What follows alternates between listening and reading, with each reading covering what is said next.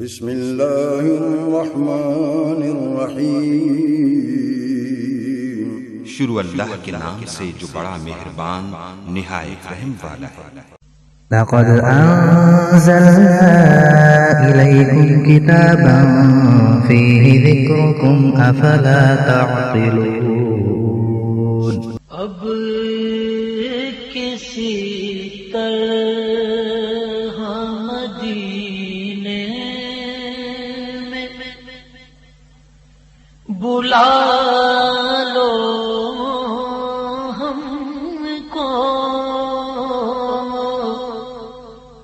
اب کسی طرح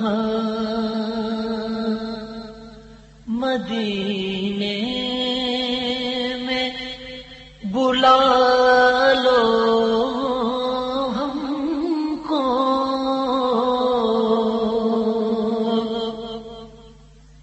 اب کسی طرح مدینے میں بلا لو ہم کو،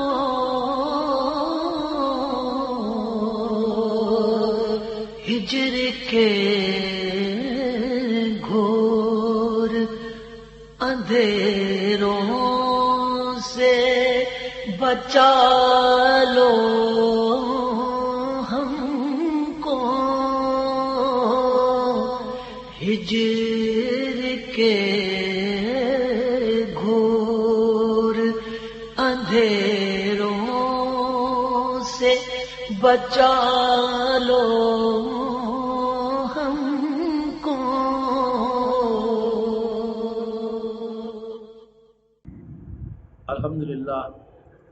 الحمدللہ رب العالمین، والصلاة والسلام علی سید الانبیاء والمرسلین وعلی آلہ وصحبہ اجمعین، اما بعد، فاعوذ باللہ من الشیطان الرجیم، بسم اللہ الرحمن الرحیم، ومن لم یتب فاولئک هم الظالمون۔ الصلاۃ والسلام علیک یا سیدی یا رسول اللہ وعلی آلک وصحابک یا نبی اللہ۔ الصلاۃ والسلام علیک یا سیدی یا رسول اللہ وعلی آلک وصحابک یا حبیب اللہ۔ الصلاۃ والسلام علیک یا سیدی یا رسول اللہ وعلی آلک وصحابک یا محمد رسول اللہ صلی اللہ علیہ وآلہ وسلم۔ صدق اللہ مولانا العظیم۔ معزز سامعین و ناظرین، السلام علیکم ورحمۃ اللہ وبرکاتہ۔ آپ سب کو چونکہ 12 ربیع الاول شریف کا مہینہ شروع ہو چکا ہے، سب کو مبارک ہو۔ یوں تو ٹاپک ہمارا ہونا چاہیے تھا ربیع الاول شریف کے مناسبت سے، لیکن چونکہ ہمارا آخری نشست ہے یہ، اس لیے سوچا کہ پہلے اسے مکمل کر لیں اور اگلے جمعے انشاءاللہ ربیع الاول شریف پر بات ہوگی۔ ہم پچھلی 5 نشستوں میں توبہ اور روحانیت پہ بات کر رہے ہیں۔ ہمارا جو بیان ہے وہ یہاں تک پہنچا، اللہ تبارک و تعالی اپنے بندے کو کہتا ہے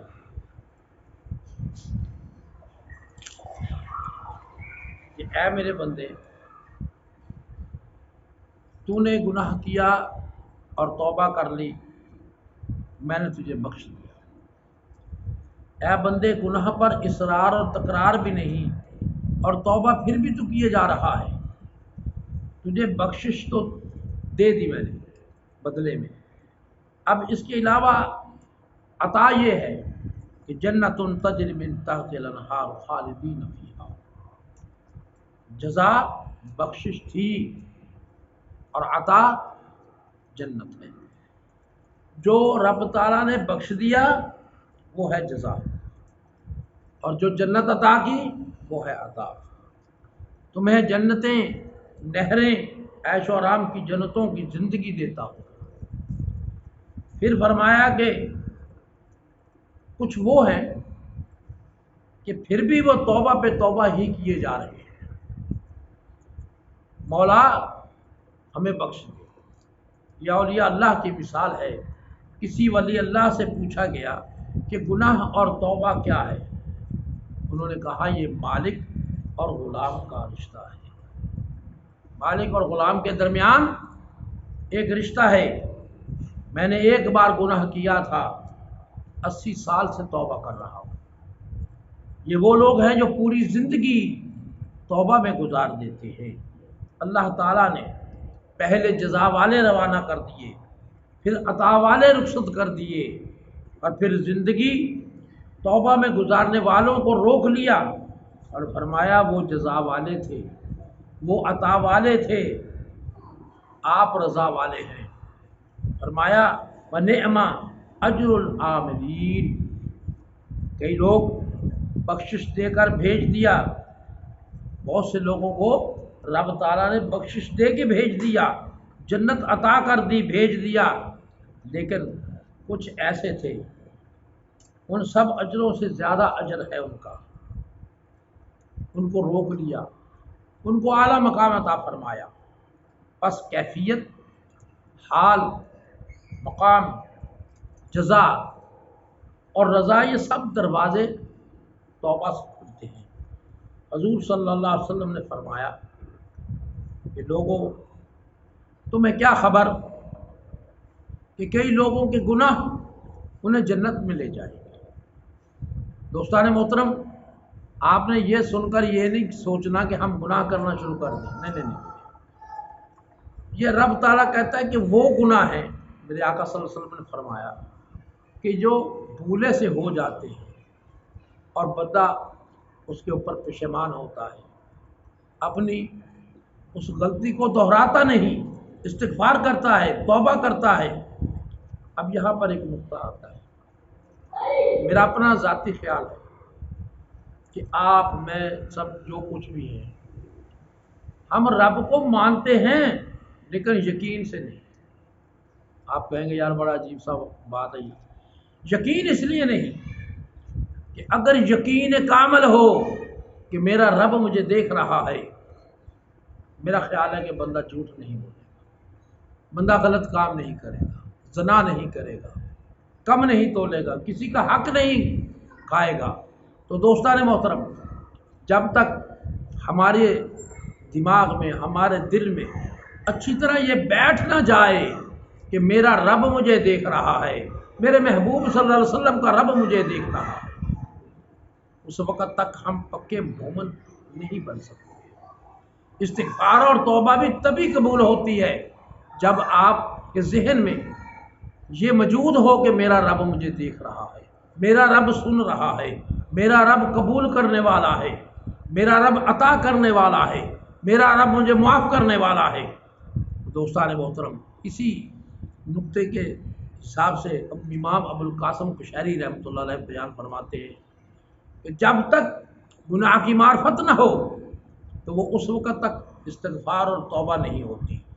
فرمایا گناہ کی معرفت یہ ہے کہ ندامت، شرمندگی، معافی مانگنے اور توبہ سے قبل گناہ کے اندر 3 چیزیں دیکھنے سے، یعنی اپنی گناہ پر توجہ مرکوز کرے، وہ 3 چیزیں یہ ہیں۔ پہلی بات تو یہ ہے کہ انہوں نے فرمایا کہ گناہ جو ہے وہ معرفت ہوتی ہے توبہ، اور توبہ یا استغفار اس وقت تک قبول نہیں ہوتا جب تک آپ کا ذہن، آپ کا دل یہ تسلیم نہیں کرتا کہ رب مجھے دیکھ رہا ہے۔ انہوں نے جو پہلی بات بتائی، ان کا مقصد یہ ہے کہ گناہ کرنے سے پہلے یہ 3 چیزوں کو اپنے دماغ میں رکھو، اپنے دل میں رکھو۔ پہلی بات یہ ہے کہ اللہ تعالیٰ نے ایمان کے ذریعے میری حفاظت کی تھی۔ جب ہم نے کلمہ پڑھ لیا، آقا صلی اللہ علیہ وسلم کو مان لیا، جب ہم مان لیا تو ہم اللہ کی حفاظت میں آ گئے۔ اگر ہم گناہ کریں گے، ہم اللہ کی حفاظت سے دور ہو جائیں گے، وہ حفاظت اٹھ جائے گی۔ اب میں اللہ کی ایمان اور حفاظت سے محروم ہو گیا ہوں، اس کے دماغ میں آ جانا چاہیے اللہ نے عصمت کی جو چادر مجھ پر تنا کر رکھی تھی، مجھ پر اوڑھ رکھی تھی، اس کی حفاظت کا سائبان اٹھا لیا گیا ہے۔ دوسرا یہ کہ گناہ سے فرحت اور خوشی ملی، یہ سوچے کہ گناہ اللہ کی مخالفت تھی اور اللہ کی مخالفت میں مجھے خوشی ہوئی۔ تیسرا، گناہ کے اندر تیسری چیز یہ دیکھے کہ جسم گناہ کا ارتکاب کر رہا ہو، اس پر اصرار سے وہ اللہ کی نگاہ کرم سے محروم ہو گیا، اللہ کی مخالفت پر اسے خوشی نصیب ہوئی، نتیجتاً اس کا نتیجہ کیا نکلا دوستو؟ اللہ کی نظر الطافات بھی مجھ سے ہٹ جائے گی اور اسے یہ یقین ہو جائے گا کہ میں نے اللہ کی نظر الطافات کا راستہ اپنے لیے روک دیا ہے۔ گویا وہ جب وہ گناہ اسے اپنے آئینہ عمل میں ان تینوں چیزوں اور اجزاء کی شکل میں نظر آئے گا، تب اسے گناہ کی معرفت نصیب ہوگی۔ مقصد بات کرنے کا یہ ہے، اگر گناہ کرنے سے پہلے یہ ساری باتیں ذہن میں آ جائے، میرا خیال ہے کہ بندہ گناہ نہیں کرے گا، اللہ کے دربار میں وہ جھک جائے گا، رب سے معافی مانگے گا، مولا مجھے بچا لے، اللہ اکبر۔ اس لیے کہ ان تینوں چیزوں کے یقین کے بعد ہی وہ سوچے گا کہ مجھے تو اللہ کی موافقت، اطاعت، عبادت اور بندگی میں خوشی ملنی چاہیے۔ افسوس مجھے اللہ کی مخالفت میں خوشی ملی۔ اگر میری یہی نافرمانی برقرار رہی اور توبہ نہ کی تو اللہ تعالیٰ کی نظر حق، اس کی نظر الطافات مجھ سے ہٹ جائے گی، اس کی نگاہ الطافات، نگاہ بخشش، نگاہ حق، نگاہ عطا، نگاہ کرم، نگاہ رحمت کا دروازہ بند ہو جائے گا۔ اس کے بعد میرے لیے کوئی ٹھکانہ نہیں رہے گا، کوئی جائے ایمان نہیں رہے گی۔ اس چیز کے یقین ہو جانے کے بعد اب اس کے اندر از خود ندامت و شرمندگی پیدا ہوگی۔ جب یہ ندامت پیدا ہوگی تو اس ندامت سے توبہ استغفار کی ابتدا ہوتی ہے۔ بس بندے کو چاہیے کہ اس گناہ کے تصور کو سمجھ کر، گناہ کی معرفت حاصل کر کے شرمندگی اور ندامت تک پہنچے۔ اس ندامت سے استغفار اور توبہ کا دروازہ کھلتا ہے اور ندامت استغفار توبہ بنتی ہے۔ اللہ تعالی ہمیں حقیقی معنوں میں توبہ کی توفیق عطا فرمائے۔ وما علینا الا البلاغ۔